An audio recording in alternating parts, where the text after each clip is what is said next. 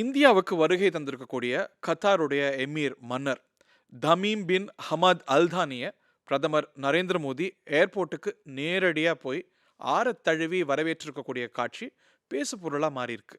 இப்படி நாட்டுக்கு வரக்கூடிய தலைவரை பிரதமர் நேரடியாக வரவேற்பது வழக்கமான டிப்ளமேட்டிக் புரோட்டோகால் கிடையாது. அந்த நாட்டுடைய தலைவருடைய முக்கியத்துவத்தை பார்த்து ஒரு மத்திய அமைச்சரோ இணையமைச்சரோ வரவேற்பது தான் வழக்கமான நடைமுறை.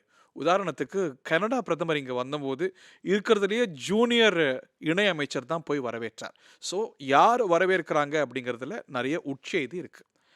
பிரதமர் நரேந்திர மோடி இந்த பொறுப்புக்கு வந்த பிறகு ஒரு நாட்டு தலைவரை நேரடியாக வரவேற்பது இது 7வது முறை.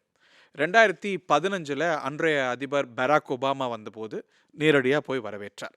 2017 ஷேக் ஹசீனா வங்கதேசத்துடைய அன்றைய பிரதமர் வந்தபோது அந்த நாட்டுடைய முக்கியத்துவம் கருதி நேரடியாக வரவேற்றார்.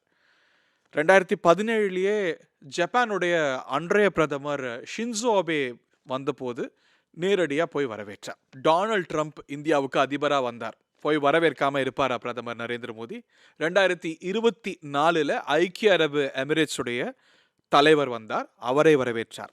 அந்த வரிசையில் கத்தார் மன்னருக்கும் இந்த சிறப்பான வரவேற்பு பிரதமர் மோடியால் வழங்கப்பட்டிருக்கு.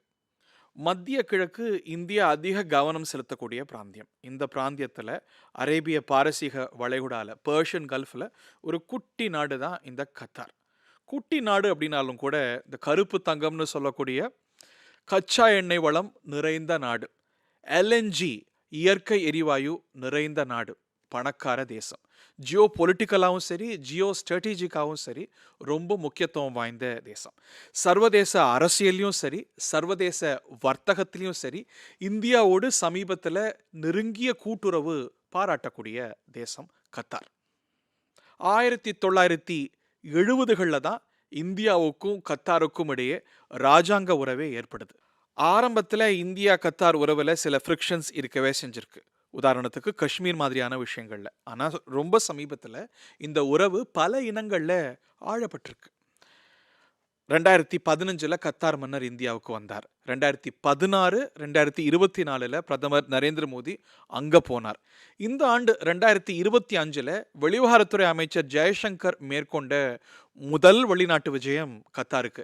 இந்த ஃப்ரீக்வன்சி ஆஃப் விசிட்ஸே இந்தியாவுக்கும் கத்தாருக்கும் உறவு எந்த அளவுக்கு ஆழ பெற்றிருக்கு அப்படிங்கிறதுக்கான சான்று.